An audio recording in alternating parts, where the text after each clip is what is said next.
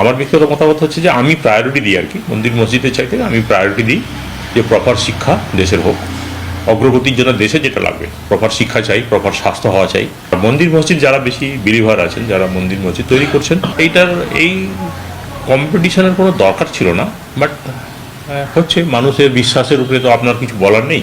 Party তৈরি হবে, সে কার সঙ্গে কম্বাইন করছে, মানুষের তো আবেগের কথা বললাম, মসজিদ নিয়ে মানুষের আবেগ আছে, কিন্তু পার্টি একটা তৈরি হলে তাকে নিয়ে আবেগ আছে কিনা সেটা একটা প্রশ্নচিহ্ন থেকে যায়। একটু ওয়েট করুন, ওয়েট অ্যান্ড ওয়াচ, সময়টা আছে। কিছু পার্টি তৈরি হয় বুদবুদের মতো, আবার উঠে আবার মিলিয়েও যায়। এখন সেটা মানুষের উপরে ডিপেন্ড করছে যে মানুষ কী চাইছে। আমি সেভাবে অ্যানালাইজ করে দেখিনি। রাজনীতি আমি ওখানে করি, এখানে তো রাজনীতি করছি না। আর আমি তো কোনো পদাধিকারী নয় যে আমি রাজনীতির কথা বলবো। আমি কোথাও কোনো জায়গাতে তৃণমূলের কোনো জায়গাতে নেই কোথাও, খালি আমি বিধায়ক, একজন সিম্পল প্লেন অ্যান্ড সিম্পল বিধায়ক।